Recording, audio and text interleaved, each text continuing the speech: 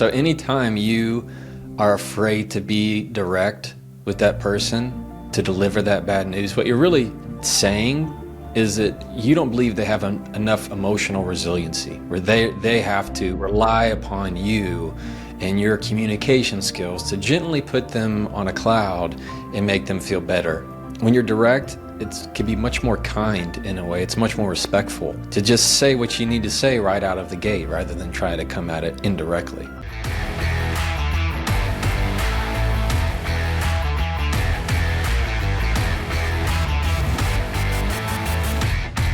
Jefferson, so good to see you, man. Thank you for joining me on the podcast. Great to be here, Ryan. I appreciate it, brother. Yeah, I've been a longtime follower because I'm an advocate of communication. I'm surprised more people aren't, since it's probably the one thing that we do more than anything else in our day-to-day lives, I imagine. Yeah, it's the thing that connects all of us. Even when you say something, you're communicating. When you don't say something, you're communicating too. I think it's one of those things that it is impossible not to do. Do you feel like the reason that maybe we struggle so much with communication is because it's such an integral part of our life that we actually don't spend time focusing on it because it's so woven into absolutely everything that we do? I absolutely think that's part of it. We're so submersed in it, you don't ever feel like you have to learn it. You learn basics of how to communicate from whoever taught you to say words as a kid, and then you modeled their behavior. So however you grew up hearing how arguments happen, that's pretty much how you think arguments happen. I mean, I grew up in a household where my parents didn't really argue in front of us. They went to their bedroom. We knew if the bedroom door was closed and there were voices, that was off limits. But I've also been with friends at their houses where their parents just argued right in front of us, and that was just normal for them. So it's definitely part of just your upbringing in that way, but also what people get so wrong is we just never take the time to invest into it for ourselves. Like, we'll do cold plunges, we're good with taking supplements, but we just don't ever take the time to identify how we communicate and how we can improve on it. I kind of tend to believe that outside of maybe some college education, there probably really isn't a whole lot of, well, I'll take a step back. College education and I would say professional presentation are probably the two realms where most people would turn if they're looking for how to improve their communication. But it doesn't seem like there's a whole lot of other information out there other than those two resources. Yeah, I agree. There's just not, in terms of true resources, you're not going to find that many. There's some books out there, but not too many heavy hitters compared to how many money books there are or how many other mental health books there are or whatever it is. But yeah, I would agree that until you kind of hit that professional development range in your life that you start to go, okay, I'm interested in career advancement, or now I'm a manager of X amount of people, or I'm some kind of supervisory role, that now I need to take my communication more seriously, and you learn a little bit more about yourself. Yeah. I imagine that when you started, did you start your Instagram channel first, or are there before other platforms specifically regarding communication? Because you're an attorney in your everyday life, but is your stuff primarily on Instagram, social media, that sort of thing? Or did you have like a podcast and a website or anything, like YouTube channel, anything like that? No, my first videos I ever did were about 2 years ago on Instagram. And I started to make a video. I mean, I had to Google, how do you make a reel? And so I figured out how to do that. And then I Googled, why do my videos have 0 views? So I did that for a while too. But yeah, until I started making the communication videos of sharing what I have a passion for and I like, that was really the first time I had pushed a lot of these resources out. And there's a lot of things that I teach that I believe people are hearing for the first time or didn't think about it in that way because they're not seeing it in a book. There's not a blog or other kind of podcast that's being that explicit with it. Most of the communication advice people get, unfortunately, is just be an active listener or be more empathetic. And you're just like, well, what does that mean? Be confident. Oh, okay. So finding ways to actually give the more nuanced prototype blueprint of how to do it helps a lot more people, in my opinion. It does for me personally. I know I work best under frameworks, and you always present a really polished framework for the way to communicate effectively, rather than just be nice or be empathetic or listen twice as much as you talk, that sort of thing. It's like, here's the 3 things that you can do. Like, for example, I just saw one about assertive communication, where what stood out to me is start with the result. So at the end of this discussion, I would like to have accomplished X, Y, or Z. And those frameworks really help take these loose concepts and distill them down into practical steps that people can take. I appreciate that, man. I agree with you that a lot of communication tips are like that concept of, you need to be mindful. Well, what does that mean? It sounds good, but what do I do with it? And so when I started making these videos, I wanted to make sure that I'm giving them very practical. They can use it right away. I always think of one person that I'm talking to when I'm making these. And it's like part of being assertive. I have lots of videos on being assertive because there's lots of ways to do it. But if I say you want to be up front, then you need to start with the back. Tell people how you want the conversation to end. That's about as upfront as you can be, rather than, it's like what my old trial professor used to say, there's the front door. That's what it's there for. Just go through the front door, rather than trying to sneak around the house and go, you good? Everything all right? Before you're actually saying what you want to say. Well, I think it's refreshing when you can get to that point of being able to effectively communicate your thoughts, needs, and desires. And I also think it's very refreshing when you're with someone, whether it's a romantic relationship or a platonic friendship, where they're just willing to be direct with you, and you don't have to guess what the person is thinking. I mean, that is such a comforting, great place to be that I think few people have actually ever been there. Yeah, I mean, anytime, I think most guys maybe you're in a dating scene, guys and girls, you're in dating and you run across that one person who just tells you what they're thinking right out of the gate, or they're very upfront of, this is how I'm feeling, or this is what I want. And you're going, thank you, God.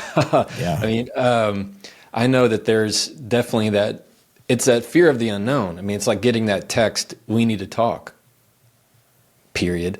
So, nobody, it's automatically you go to the worst possible thing it could be. Oh no, what did I do wrong? I mean, it's the worst. So when you can be very direct and upfront in a way that you're communicating your wants and your needs, and I believe there are ways to have healthy masculine conversation that does not mean you're being disrespectful. That does not mean that you're trying to be superior in every aspect of the world. To where you can be just as respectful as you can be, but yet be just as upfront as you have to be to get your point across. Right.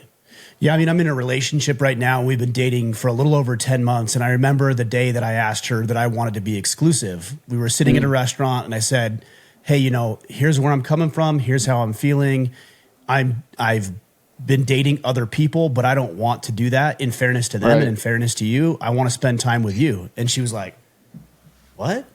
Yeah. I said, what do you mean what? And she's like, well, first of all, she said, you're dating others? I said, yeah, we never talked about being exclusive, so I am dating other people. And she said, well, thank you for telling me nobody's ever been that upfront with me. That's weird to hear. It's refreshing. It is, and let me tell you what, it's attractive. Yeah. It really is. It's an asset in your tool belt, because it's attractive for any quality of a human that you just like to be around, is somebody who's going to be that direct with you in a way that is not off-putting, but is actually God, thank you for telling me finally somebody who's going to communicate with me in a way of how it should go. Right. I also think it takes a level of maturity on both parties' part, which is kind of hard to find sometimes. I think about, again, with her, I sent her a message this morning. I said, hey, would you like to do something tonight? And she came back and said, no, I'm going to spend some time with my daughter, and I'm going to do some things around the house that I've been putting off, and I just need some quiet and alone time. Cool. That's perfect. I have no problem with that. Yeah, it's perfect. No, it's fine. Yeah. Like, I don't have to guess about how she feels. I don't worry. Does she like me, love me, care about me? No, she just wants some alone time because she has a track record of just speaking what's on our mind in a respectful way. And it's really Right. refreshing. It is. It is. That's a great word to use, refreshing. Anytime you're communicating with somebody who's on the other side of the table and you're in the same rhythm, you're in the same frequency, you're able to communicate with this person and get it. It is refreshing when you feel that way. Some of the best relationships and friendships that I have are the ones where we're able to communicate the best, period. I mean, you can like somebody and not like somebody solely on how you communicate. Now, I've had it where, I'm talking to an opposing counsel by email, and God, this guy's just a jerk by email. I pick up the phone, and he's as happy and cool as we're talking right now. And so he's just like, okay, I know I'm going to cut off that communication line. We're not going to communicate that way. We're going to go through a phone call. That's how we're going to communicate. So sometimes you have to find that rhythm with people of what's going to be the best way to communicate, and also being very quick to address and quick to forgive. Those are the top two in my mind for if you want to improve any communication.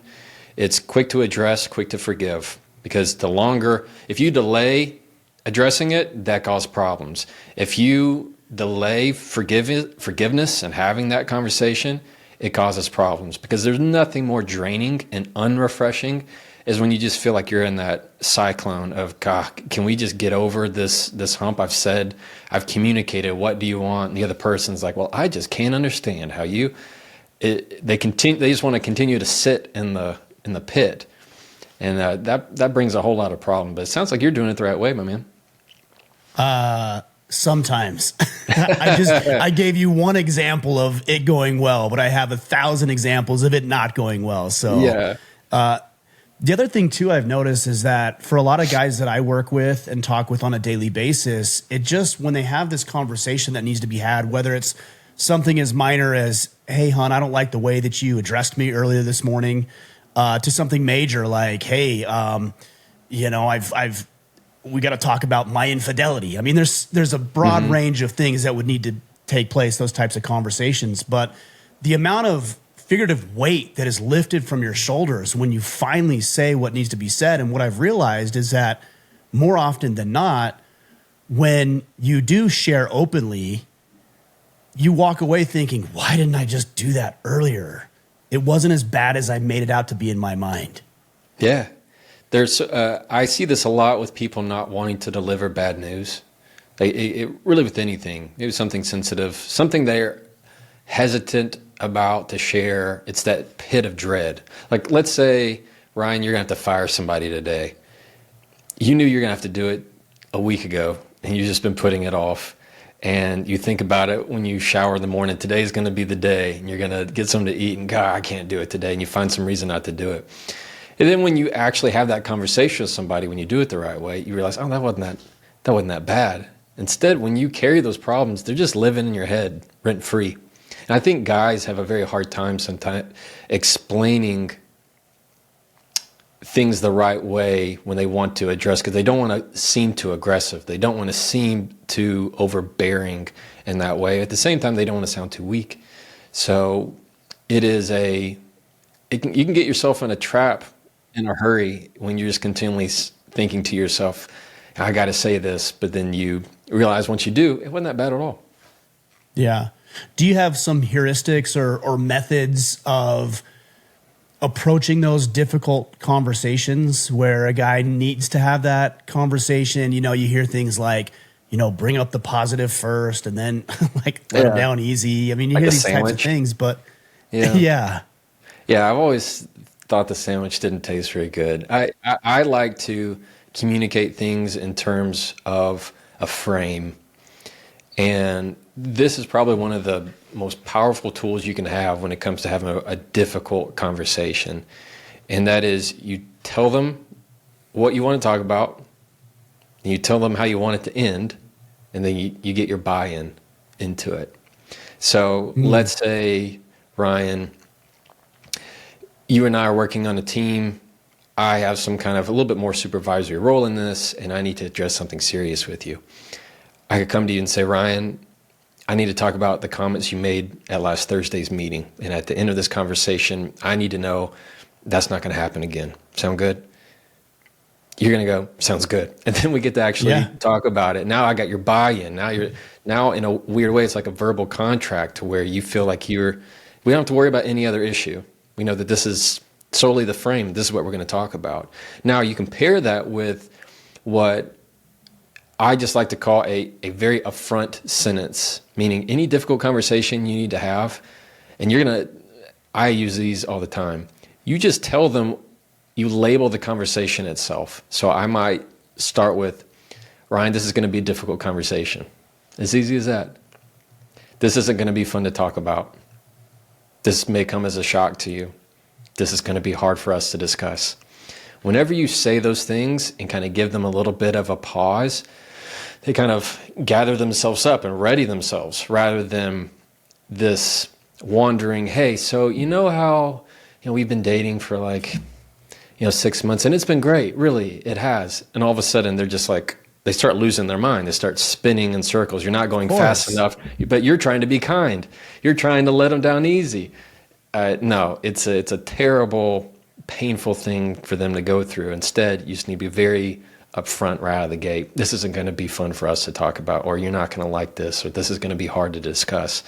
That's going to go way better than trying to hem and haw, as they say.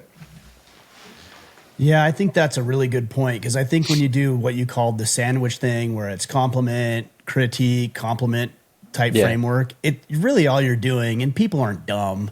No. You're just teeing people up, So it's like if you came to me and said, "Hey Ryan, look, I wanted to talk with you. I think you're a great podcast," and I'm like, "Oh, cool," and I'm all excited, and you're like, "But I don't want to be on your show." Everybody's waiting for the hammer. You got it. It's like, dude, I already knew that was coming, so why didn't you just leave with that and not waste anybody's time? Exactly. Or, part of that advice is not to start with the small talk. Don't start with the pleasantries of when you sit down and somebody goes, "So how are things? You good? Everybody, kids are good? People are healthy? Man, this weather, it's crazy, right?" Like, yeah, what are we doing here? And then here's what they say. They'll say, "Oh, this weather's crazy, right? So listen, you know how," like just that right there, so listen, it's a little bit more of a tone. And what it's communicating is everything I just asked about, it was just fluff. It doesn't really mean anything. I just didn't want to get right into the conversation, what we needed to discuss. But everybody knows. I mean, everybody has this sixth sense of, that's not why you called me in here. So anytime it's a start with a high positive, people are thinking, what's wrong the entire time? Yeah. When's it coming? To me, when you say that, and as we talk about this, it just seems like it's just more respectful. Sometimes we'll say, and I've caught myself doing this, where I'll say, well, I care so much about this person, I don't want to hurt them. Mm-hmm. If I'm being honest, though, when I'm doing it that way, the improper way, I would say, is I'm not so much concerned with their feelings as much as I'm concerned about how I feel about their feelings. So it's more about me than it is about them. Oh, man, that's such a good point. Yes. So anytime you are afraid to be direct with that person, to deliver that bad news, what you're really saying is that you don't believe they have enough emotional resiliency, where they have to rely upon you and your communication skills to gently put them on a cloud and make them feel better somehow after the conversation. When it's much more, when you're direct, it can be much more kind in a way. It's much more respectful to just say what you need to say right out of the gate rather than try to come at it indirectly. When you're considering having these types of conversations, how much time do you give a person to sit on it? Because this might be a selfish question, but I'm a little bit of an anxious attachment by nature. Mm-hmm. So if something needs to be addressed, I want to address it now, but I might not be in the position to do it now. So I might send a text or an email or something, and then I realize, God, read the room, man, bad timing. But I want to address it so quickly. If you want to have a conversation, for example, with your wife, do you call her midday and say, "Hey, hon, I'd like to talk tonight"? Yeah. Because then you're just teeing her up for 5 hours of misery. Exactly. But also you do want to carve out time to have maybe a serious conversation. Yeah, I am in favor of the more serious it is, the farther it needs to go out. Meaning if Like if I need to have a conversation with somebody and it's a serious one, I'm scheduling it out like 2 to 3 days from now. Unless there's something immediate that is happening today in my life, in their life, that, or whatever this decision is, and we need to make it ASAP, that's different. But if it is something serious that I've been chewing on and I want their input on, I'm scheduling it 2 to 3 days out. But I'm letting them know right then, hey, I'd like to set aside some to talk about the budget. Does that sound good? Can we do that on Friday? You have any windows on X day? And it's like 2 to 3 days out. If you do it the same day, that just means all you're doing for the next several hours until that happens is that's all you're thinking about. And that's all they're thinking about. And you're setting yourself up to unload on them. But time is a wonderful friend. Often what you're worried about today, you're not worried about tomorrow. And a lot of things that mattered today won't matter tomorrow. So it helps diffuse things, and time is a great sifter to where these things that mattered so much a week from now, they don't seem that big of a deal at all. How much of a consideration do you give to other people's communication style?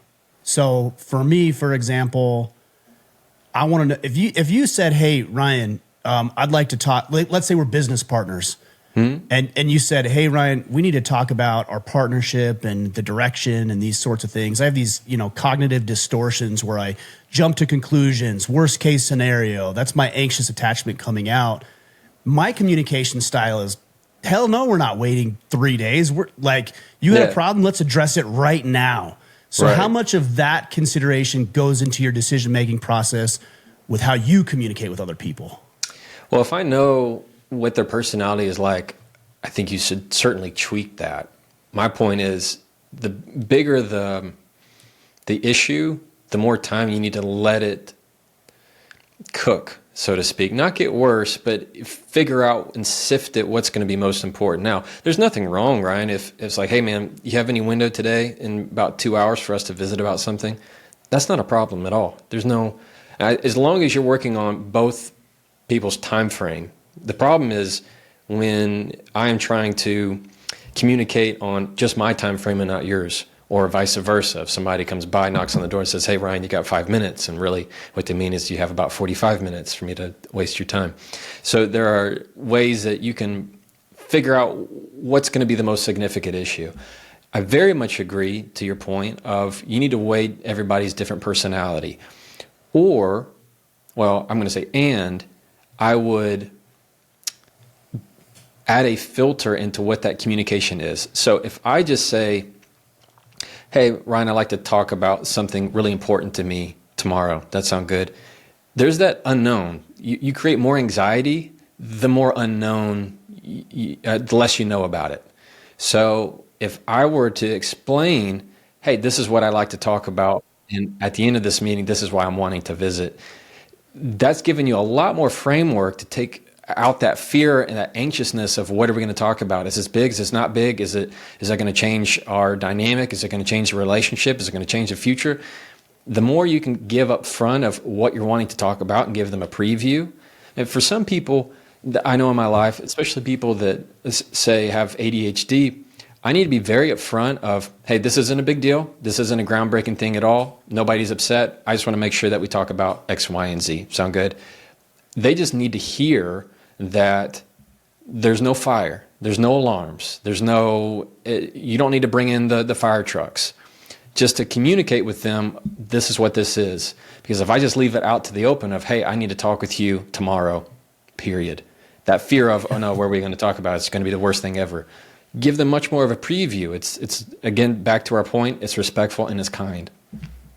Yeah, I know if people did it short with me and my personality, I'd go scorched earth. Yeah, I would blow things up ahead of time, beforehand, self-fulfilling prophecy, because that's something I know about myself and something I'm actively working against, I guess you would say. But I think what you're saying here is just to be respectful. I guess the hard thing is you also have to be respectful of other people and their desires. I'm thinking about a scenario when you said this where I previously dated a woman and things weren't going well. And we both knew it wasn't going well. And it kind of came to a head, and we didn't talk for a day or two. And I sent her a message. I said, hey, I would like to talk with you tonight about the relationship.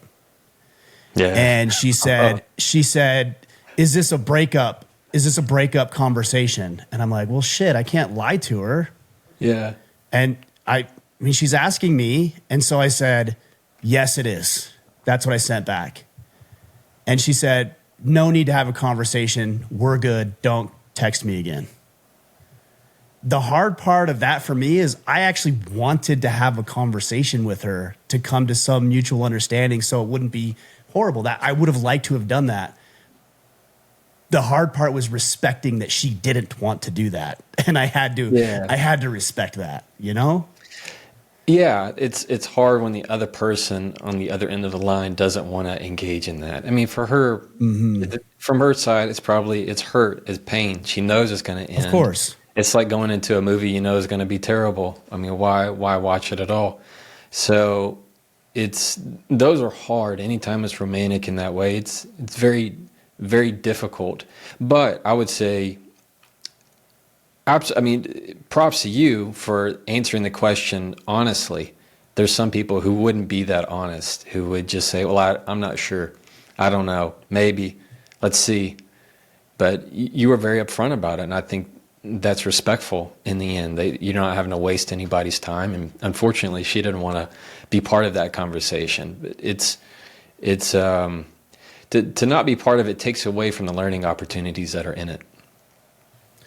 Yeah, no, that's true. But again, it just comes back to like, man, you have to do what you can do to the best that you can and let other people make adult decisions, whether they're good or bad. They're adults and they can make their own decisions. Absolutely. I mean, you can only control what you can control. That's it. Whether it's a difficult conversation, a heated argument, it's all about how you control you rather than controlling the other person. You put so much content out on Instagram specifically, and that's where I follow you. I imagine you're on other platforms, but that's where I follow you primarily. Cool. Where does that inspiration come from? Is it clients that you're working with? Is it courtroom experience? Is it user questions? Where is all that information coming from? It comes from a lot of different places, mostly just the experience of my life. Ryan, I've had a really unique childhood in the sense that I'm the fifth generation. I'm a fifth generation attorney. So, and I'm the oldest of my generation, and I'm the oldest of four. So very early on, a lot of responsibility. I got picked up from school and got put in my dad's deposition so he could finish it. I just grew up hearing that. I grew up in the courtroom. I grew up knowing judges. That was just my world. And so I heard a lot of storytelling, a lot of ways of handling disagreements in a very diplomatic way. And that influenced me heavily. I'm also kind of like this old soul mentality. I didn't thrive in the go buck wild type of mentality. I never really had that chance. I was always ingrained in me to set the example. Well, as an attorney myself, married with kids, I've always loved communication, and it's just been a gift of many ways. I mean, this is a gift that my parents have prayed for. This is a gift that I feel that it's my job, my responsibility to use and share, because the stuff that I share, I don't get from anybody. There's not a book I read. It's not some kind of class or conference I attended. It's stuff I come up with to share in between leaving the office and going to my car before I head home. Of course, talking with clients and teaching them a lot of these concepts, it does the same thing. I was already doing it. I just decided, hey, why not put some of this out on the internet? Maybe I could help more people. And that's how it slowly just began to grow. And I've always stuck with the 1, 2, 3 and just kept consistent with it. And hope I've been able to help a lot of people. The only correction I'd make to your statement from my point of view is slowly. You're talking 2 years. You have nearly 6 million followers on Instagram. So it hasn't been real slow in the grand scheme of things. Well, yes, in terms of growing the social media following, absolutely. It's been, but in terms of how my framework for how I communicate Fair. and what I say. Yeah. That's been a long experience of just what's been built into my brain. My dad's very diplomatic and he has an attorney's brain. My mom is a teacher and very kind. And so it's this meld of, they poured a lot of themselves into me. And I love being the big brother in my family. I'm very close with my siblings and helping out. I've always been the dad of my friend group. You know what I mean? It's just I'm always the responsible one. Yeah. Well, I think that's fair because a lot of the times, people will look at your success on social media and with the information you put out there and think, oh, this guy's an overnight success. And yet they overlook, and maybe I did in a way too, the decades of work and schooling and experience and conversations and struggle and all of the other things that go into what makes you a success today. Yeah, that's a fair point. There's a lot of, I've been an attorney for over 10 years, so I've had a lot of trials. You don't get board certified without having a whole lot of trials. And I've had a lot of successes and it's been wonderful. I just didn't start putting it out on social media until I left being a partner at a big firm, went off and started my own firm and realized, hey, like we're youngish guys. I need to come up with some social media. And I started making stuff about my law firm. Realized I didn't like that. It felt salesy. It felt cheesy. Just didn't feel like me. And so I thought, well, what's something that I could share that I like to talk about? And I feel like I know more than anybody in my circle that I knew. So I made my first How to Argue Like a Lawyer video, hoping I could help people, teach them how to argue and communicate. And I had zero idea. At that point in time, Ryan, I had maybe 800 followers that were all just friends from high school, college, and law school. And when I first had my first 1,000 views on a video, I lost my mind. I couldn't even fathom it. When I reached 1,000 followers, I was like, this is crazy. I had no concept of what it would be right now. Yeah, I imagine that's the case. We have similar stories because I was in financial planning and I started a podcast for financial planning. And I love podcasting, but I realized quickly, I was a lot like you. I'm like, I don't want to talk about that. I want to talk about something different or more meaningful to me. And so that's when we started Order of Man 9.5 years ago. So yeah. 9.5 years ago? Dude, that's incredible. Yeah. That's awesome. It's been a good ride. I can relate to that. It's that nobody wants to be sold to. And I definitely don't want to be in a position where I just feel like I'm selling my services the whole time. That's why I don't make anything on my legal services or, clients and cases that I have, or I've gotten this amount of verdict. Like, leave that to the billboard attorneys. Like, you can help way more people doing what we're doing right now. Yeah, no, I love it. You said a word that I'm really interested in. You were talking about diplomacy with your father being a diplomat, and I imagine that's a lot of the work that you do now, because there's attorneys that you're not only expected and have a desire to work with, but also at times work directly against.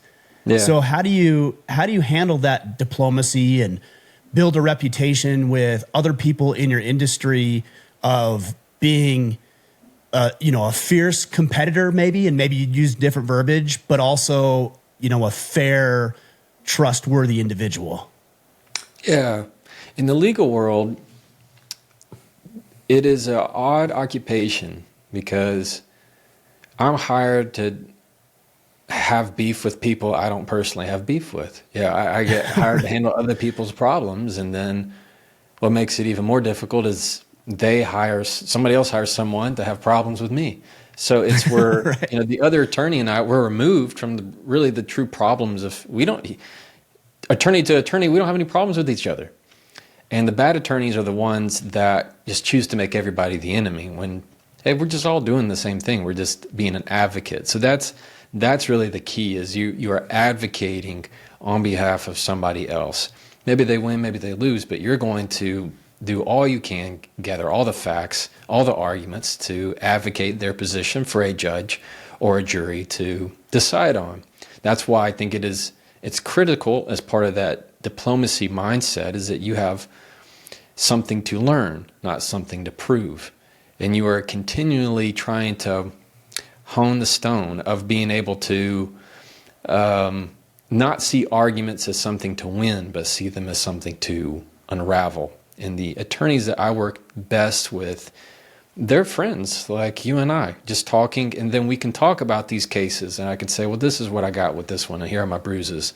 And they're going to say, yeah, well, I kind of got the same thing. Well, I think we can, and you start talking about it. But when people start to draw and have this ego, plenty of guys with ego in, as you can imagine, in the legal space, who just think that a win-loss record is everything, or how much money they've won on something is any definition or sign of how good of an attorney they are. It's, I think it's a very important thing to, what is it Teddy Roosevelt said, just to walk quietly with a big stick. Like it's Oh yeah, to have carry a that big kind stick. of sense of, have that sense of confidence, but also that sense of humility and quiet about you. I think in many ways it's a very bold move. I think that's one of the things that I've gathered from your videos is you seem like a kind person, but also very bold, very assertive, very courageous, and very sure of yourself. Mm-hmm. Whereas you can have somebody who I would equate more with being nice, and those are different to me, kind and nice. Yeah. But then you also have bullies, and those people on social media, it's funny. You know, you see a video and it's funny, but it's not real endearing. It's not somebody I'd want to spend a whole lot of time with. Exactly. They do it for the laugh and the like, and that's it. And what kind of community are they growing anyway? What kind of following are they really putting out there when they make these videos that are just bullying other people? Yeah, I agree. There's definitely, it reveals some things about the content of one's character, whatever message and legacy you want to leave. I mean, what you're doing right here with this podcast, you're leaving a legacy. You know, every video that I have, I try to keep in my head that my kids will see these one day. I could roll over and die tomorrow.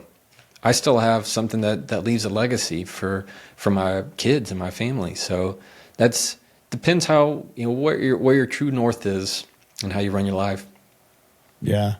So I want to go back to what you were talking about with working with other attorneys. So obviously when you are going to be working or opposing an attorney who you have some level of respect for, that makes the job a little bit easier, I imagine, but that's not always going to be the case. And you're going to have those ego-driven people. And I think this is very applicable for other people who may not be attorneys, whether it's working with a confrontational boss or a coworker. How do you find it best to begin to maybe tear down some of the ego wall or to cross that barrier a little bit to try to come to some mutual understanding when you're dealing with, frankly, a jerk or an a-hole? Yeah. It is a power move when you don't take bait. People who have egos and are these terrible personalities that are really insecure personalities when we get down to it, just insecure people who leave bait. Maybe they're going to send, typically in the legal world, they're going to send some email that's snarky. They send something just a jab, just a cut. And it is such a flip, just a dynamic power flip for you to ignore so many things. It brings me back to when I was a kid in high school and I'd be upset about something. I'd come to my dad about it. I'd be complaining, I can't believe somebody did this and this and this. And he'd just look at me and go, so? I mean, and that would be his response, probably at least twice. And I'd say, but you got this. And he'd go, so? I mean, as if, and it just continually broke me down in a great way of what he would always end with was, I'd think twice before making that your Alamo. Meaning, is that going to be the hill that you die on? Is that really what you're going to do? Is this really going to be the sticking point for you? And so often that continues to be a lesson I go to again and again of when you get these snarky responses and maybe you're working, maybe it's your foreman, maybe it's somebody else on the shift, and they're a jerk. It's a power move not to take their bait, because what they're wanting is that they're wanting that response. They're wanting that control from you. They're wanting that hit of dopamine to get that negative reaction out of you, to know, I got you. I'm controlling their emotions. I'm getting something out of this. But when you can just be cool as a cucumber, just be back in the pocket and realize nobody's really going to get a rise out of me. People notice that, and I think it's a very it's a quiet, confident move when you're not going to let things like that rattle you, and they know it too. Yeah. The person who immediately comes to mind as I hear that is Jocko Willink. You know, this is that dude looks like just look like a bullet. Like the guy's just looks like a piece of ammo. He's amazing. Yeah. But he doesn't project himself that way. He looks that way, and he communicates in a very bold, assertive way. Yeah. But he doesn't get caught up in cultural drama and BS. He doesn't respond negatively or snarky. He just does his thing, and he's highly respected for it. Yeah, it's so awesome. Yeah, I mean, I absolutely agree. He's a great example of that. And that's what I feel so many men especially feel, that they have to portray confidence in a way that is cocky and arrogant and talking about myself, when it's almost the exact opposite. Somebody like Jocko says, I don't deal with any of that BS. There's nothing I need to prove.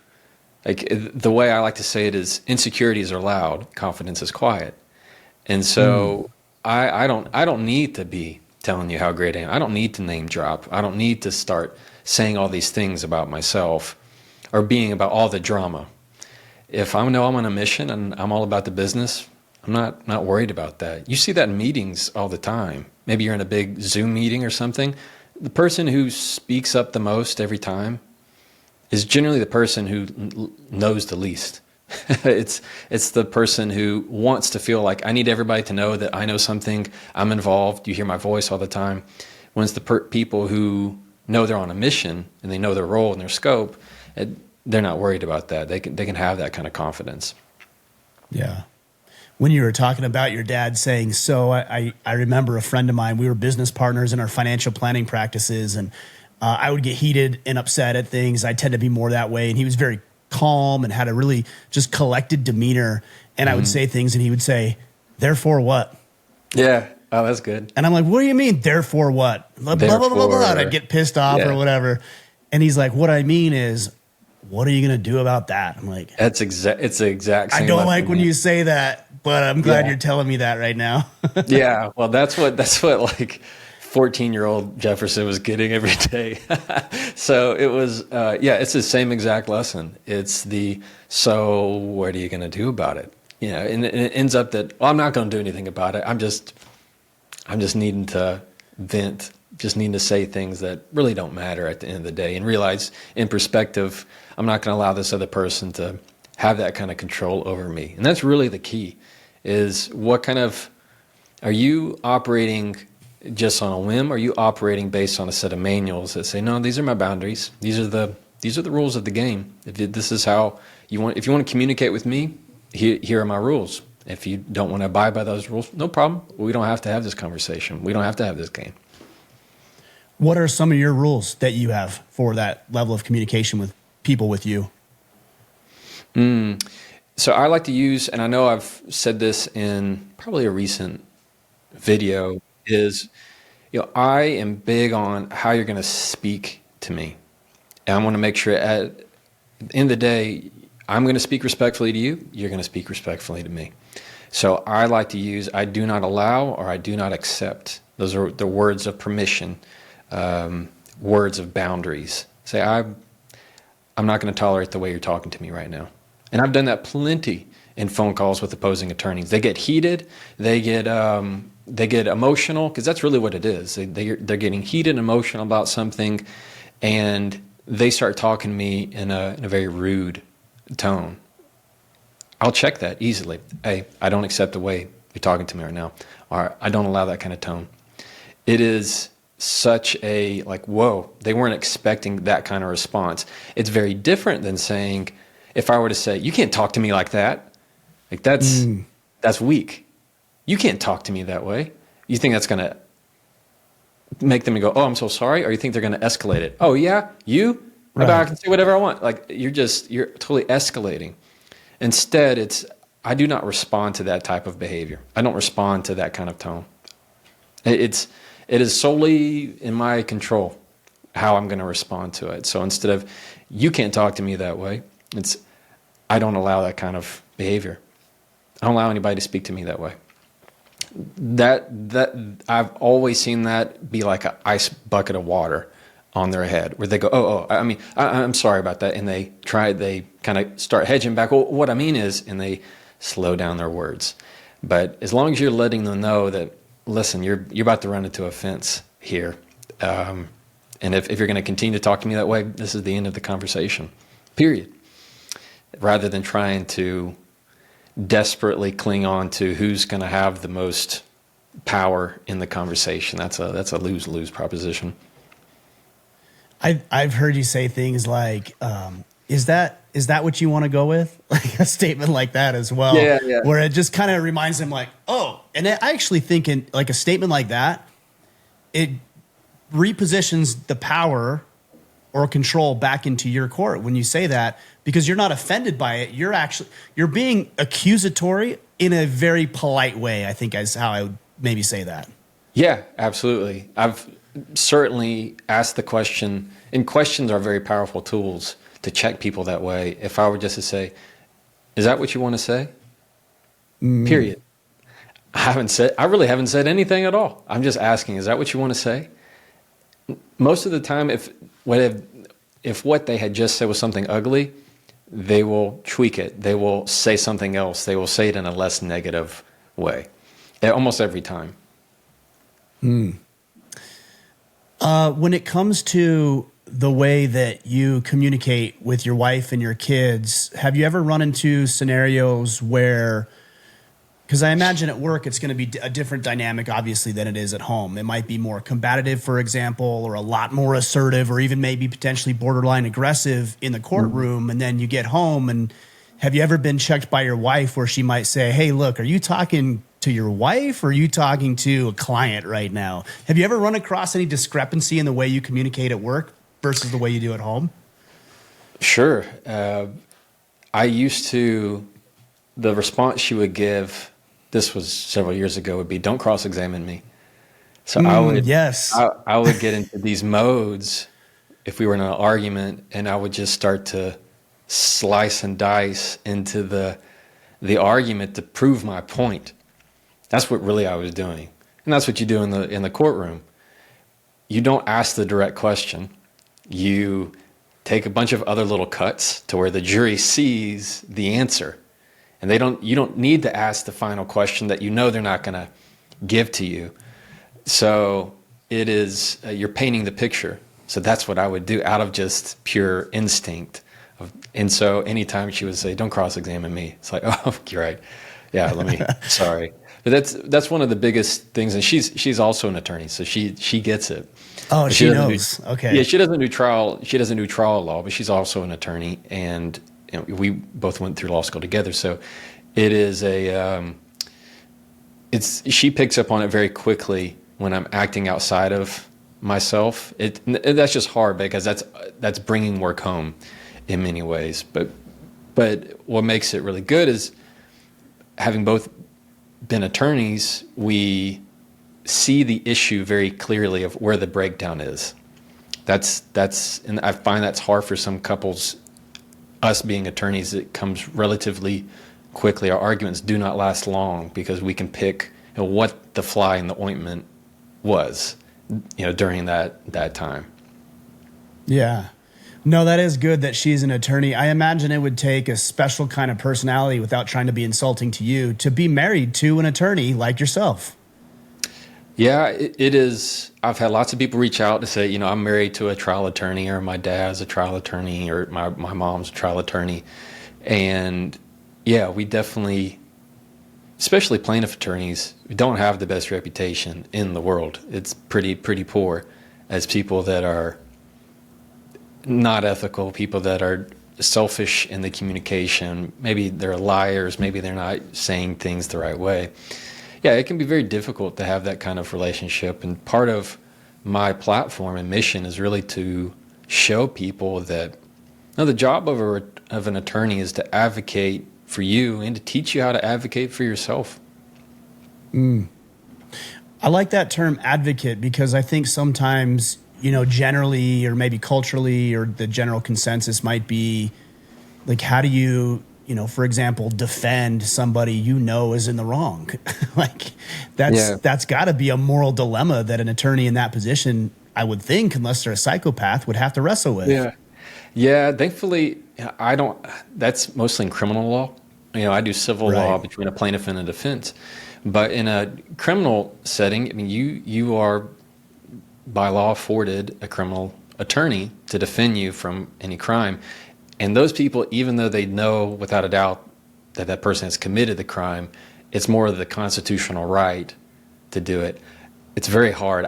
It wouldn't be my job. I can tell you, I'm not. That's not for me. But I know people that are. They love it. They love it. And I mean, there's a place for it. More hats off to them. But that's not my role. But I think Yeah. going back to your key word on advocate makes a very big difference for people in the way they communicate. And one path we could go on that for a second is, if you were to say, if I say, Ryan, look, you're an attorney. Right now, you're an attorney, and you're going to stand up and advocate for a client. And let's say I'm your client. You're standing up in a courtroom, and you're going to say, my client deserves this, my client deserves that, my client's not going to accept that. Anything that's been run through the table, you are the first guardian to your client. Or you're the one protecting them of things. All you need to do in some ways, instead of my client, just change the word to I. I will not accept that. I will not put up with that. Is this, in many ways, you are an advocate of yourself. And I think that gets missed often, that you are all you need to speak your truth and communicate in a way that's going to resonate with you. You don't have to go to read a book. You don't have to attend a conference. You just need a few little tweaks and understand that you have all the tools right there. It's something that you can learn. I think advocate is also a more of a long-term play. I think about this in the context of my kids. I'm obviously an advocate for my children, but at times it means that I need to let them experience the consequences of their poor decision-making. I'm not there to rescue Yeah. them from Yeah. the consequences. If I'm truly going to be an advocate on their behalf, I need to teach them how to have a voice, teach them how to make right decisions. And part of that means that you need to pay for the decision that you made because that was a bad one. And you need to learn a lesson from that. And sometimes I need to be the person who administers that discipline. Yeah. But if you look at it that way, that's a much more effective long-term strategy for parenting great adults than let me save you from all your woes and poor decision making. I agree. It is, and I'd say that's one of the hardest things as a parent is letting your kid make mistakes that they're making, despite your advice. I've put it in very, very simple, basic terms. Like I'll tell my son, hey, you need to get down from there. You're gonna fall. You're gonna fall if you keep walking that way. And of course, he's gonna keep on walking. And what does he do? He falls. And so, I mean, the thing is, he can't get mad at anybody, but it's a lesson. And he doesn't go there again. But it's that. I think if you're gonna raise competent, wonderful people, it's part of. There's no greater teacher than experience. No, unfortunately, right? Yeah, I wish we could just be yeah. smarter people or wiser people and just learn from the lesson that somebody taught us. But I refuse to do that. I want to do it the hard way. Yeah, I can remember doing some of my first hammering nails, and I was just going to town on it. My dad said, "You need to move your thumb." I said, "Why?" Boom. I mean, it just took no second at all for I just smashed my fingernail. He's like, "That's why." So, yeah. What else do you love about your job? Because when you were talking about, there was a couple of things that you said. You were talking about painting a picture. You talked about making all these cuts. I saw a little bit of light in your eyes, like a little bit of excitement when you were talking about that. What is it that you love about your job so much? The attorney answer is you get to help other people. The Jefferson Yeah, I want the real answer. Yeah. The Jefferson answer is there's nothing like it in the world, and the ability to paint a picture using just your words. Courtroom is half some amount of theater, a lot of amount of just quickness and wit. You have to be paying attention. There's no rule book for it. If you're just looking down at your paper for the next question, you're going to miss what the witness says. So there's nothing of just like being alive in the moment when it's very high stakes, and it all rides upon your communication and style, because if they don't like you, they're not going to like your client, and they're not going to like your case. And so every way that you can craft a question can really make the difference. And I think there's such an art and a beauty to it, how you ask a certain question and the inflection of your voice, or how much of a pause do you have before that one hammer of a word. And so anytime I think about cross-examination, which I love, it's just a whole lot of fun. It's, for me, which is weird, but it is such a, to me, there's nothing like it. And in many ways, it's just an art form that I truly like. The thing that you said that really stood out to me is you alluded to being likable, and that's a little bit of a counterintuitive or antithetical thought to what culture says, which I don't care about what other people think of me. What they think of me is not my problem. And what you're saying now, and I happen to side with you on this, is you're talking about being a likable person. Otherwise, like, you're not going to hit your agenda. I mean, it's just not possible. Yeah. The people that are this, I don't care what anybody has to say. Well, that's fine. You just need to be prepared to be pretty lonely. It's being with humans is part of the experience in life. And I think finding ways to, really just the desire to be loved and be liked and have friendship and be thought of well, is just a natural desire. And if you want people to choose you for things, anywhere you want to go in life, any career you want to have, what friend group you want to have, if you're not likable and nobody likes you, you're not going to get it. It is. I mean, if it's like, hey, this is somebody I want to have a beer with, I mean, that makes a big difference in somebody's hiring decisions. Oh, I really like the guy. Or if, how many jurors I've had after a trial and you get to ask them questions and they just go, well, I really like that witness. They don't know them from anything. She had a sweet smile. She seemed really kind when she said that. These little bitty nuances that we read in people. Maybe you find that they have very kind eyes, or you just like how they present themselves. And the key to it is just being authentic. Period.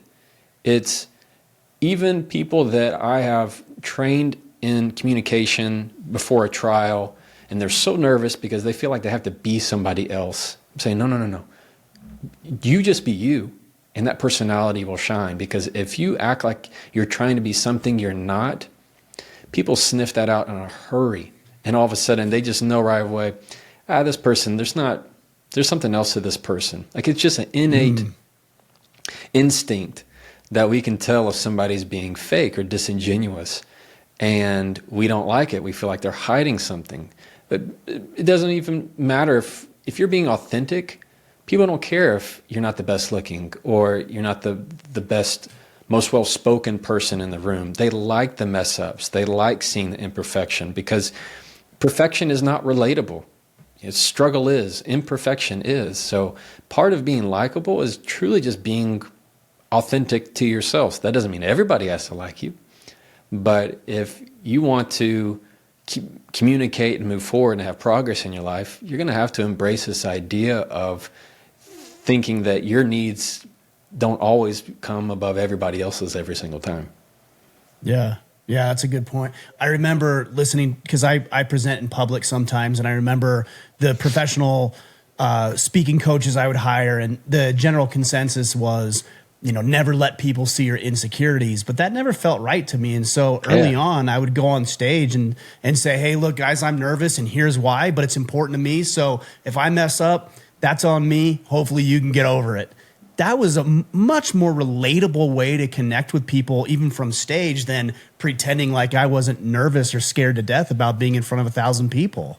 Yeah. Oh, no, I do not agree with that former advice that you were given. The ability to be vulnerable in that way is a strength. Meaning, here's I know you're liking to relate things in the courtroom sense. So let's say we have, you represent one party, I represent the other party, Ryan, and we're against each other.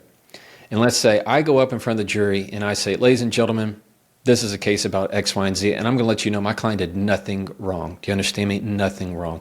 And after all the evidence today, you're going to realize we did everything perfect to a T. I'm going to ask that you don't give the clients anything at all. All right, give the total win for our case. Now you go up, Ryan, and you say, ladies and gentlemen, this is a case about X, Y, and Z, and I'm going to be up front. Our clients made some mistakes. We got some bruises here. And though we had some mistakes, our heart's in the right place. And as soon as this happened, they did X, Y, and Z. And we're going to ask at the end of the day, you find a favor of us. Between the two of us, Ryan, who sounds like you already like them more? Right. It'd of be course, you. the person that, yeah. If you can admit that you didn't do things 100%, like nobody does things anything 100%. You always will be more relatable, always more vulnerable. And that's always a strength. Yeah. Well, I didn't know that. So at the end of trial, you have an opportunity to talk with jurors for some feedback and some insight. Yeah. I didn't know is that standard practice in both civil and criminal court? Yeah. Mm-hmm. Yeah. As soon as they're Oh, done I didn't with, know that. Yeah. As soon as they're done with service, they're free. They can talk about anything that they want. Right. Now they don't so have to you talk reach out to to the jurors individually? Is that what you do? Well, I mean, I've had it multiple different ways. So you can reach out to them if you want, but usually right after trial, they'll come to you. I mean, I've had it plenty of times where they come and give my client a hug or give me a handshake or catch me in the hallway or the parking lot. And they're free to say what evidence they thought was most overwhelming or what they liked or they didn't like. And I mean, yeah. So it's called polling the jury. You can also do it in a formal proceeding. If we want to say, Judge, we like to poll the jury, then the other attorney and I can actually get the clients out and just talk with them, just person to person. Like, hey, so did y'all, when that witness said anything, did you like that? And they go, oh, I don't know what you're talking about. Nobody caught that. Or like that one piece of evidence you thought was so great. They're like, oh yeah, we didn't like that at all. That didn't make a difference. So it's always whatever you thought it was, it's not. So what else goes into your review process, even just from a personal evaluation, so that you can improve in all facets, not just, in the courtroom, but at home and other areas of your life? Mm-hmm. With clients, are you talking about me? You personally, like, how do you review and evaluate your own performance and the way that you showed up? In the courtroom or just anywhere? Anywhere. Let's just say, yeah, a little bit of everything. I like to try and, I have a journal that I keep, and it's not a daily journal. It's just a journal for my notes. And I actually have a process that I evaluate conversations that I have, either ones I've had in the past or ones I'm going to have in the future. And so I will line out, if I know, let's say I know I'm going to talk to Ryan next week or tomorrow. I might write a little note and write to myself what I know briefly about Ryan's personality. If I might say anxious attachment, I might say something of, this is tends to be his personality, does not like someone to be long-winded. No, it does not give to kind of emotional applications. So it helps me kind of gear my head into addressing the conversation around them, not specifically around me. And that helps me a whole lot to improve that difficult conversation, what I'm going to have next. And then I also might have a note where I might speak to that opposing attorney or that friend, and things went badly. Things didn't go well, and I ran into a dead end, and I had to do something else. I make a note of that where I can to say, let me make sure I write it down. Because if I don't write it down, it's probably going to be gone out of my head. So I like to try and keep notes that are solely tailored to improving my communication in the conversations that I'm going to have. I like that. So it's basically documentation, self-evaluation, writing it down, and then reviewing it and going back to it as needed. You got it. And it's something that because of the book and everything, I am actually creating that as a separate journal that'll launch 2 years or so from now. It's just a long publishing process, but to actually have a journal based on the same template that I use for my own communication, it's a way to think ahead of conversations that you've had or that you're going to have, and to think about and break down the conversation that you had in the past, because almost always there's that breakdown moment in the conversation. Let's say you had an argument, like there's always the tipping point in it between when it escalates and then it goes back down again. So being able to find what that person's trigger was helps you avoid problems in the future. Yeah. Yeah, very cool. Well, you brought up the book. I would like to have you talk real briefly. It's funny because when I reached out a month or so ago to you and your team, I didn't know you had the book coming out. So it was just good timing. And so you've got the book coming out, The Next Conversation. I think that's available for pre-order now. When does that book launch, and how do guys pick up a copy of it and find more out about you? I appreciate that, Ryan. Yeah, so the book's called The Next Conversation, How to Argue Less, Talk More. And it's officially out on pre-order. Then go to my website, jeffersonfisher.com, or thenextconversation.com. They just go to my Instagram or any social media channel, and it'll be out in March. So I think what is that, 5 months from now or so, something like that. I can't believe we're already... Seems so far away, but it's going to come quick. I mean, we're already almost on... this will be dropping... We're almost already at the end of October, and we'll have November, December, and we're going to be there, man. It's crazy how time goes. But it's a book that's going to teach people how to say things with control, to say things with confidence, and to connect, which is part of my 3 rules. Of course, it's got to be 3 on how to communicate. I'm writing that down because I like that. And I work in 3s too. I mean, our podcast motto is protect, provide, preside. So you and I have similar mindsets. That's probably why I wanted to reach out and have you on the podcast. Yeah. Well, 3s are just it's easy to keep. It's simple yet tidy, and it's always feels like a very solid base. I mean, when I give opening arguments or closing arguments, I like to do it in 3s. So I'm right there with you, man. Yeah. Well, I appreciate this conversation. I know the guys are going to find some help from this, and obviously the book coming out. Thank you for the work that you do. I got to say on a personal note that some of the things that you've shared in your videos, I have applied and they work. And that's obviously, the biggest litmus test. Does this stuff actually work? And I can tell you in my own life, it has. So I appreciate you, man. Thanks for joining me today. Thanks, Ryan. I appreciate that, brother. It was my pleasure to be here.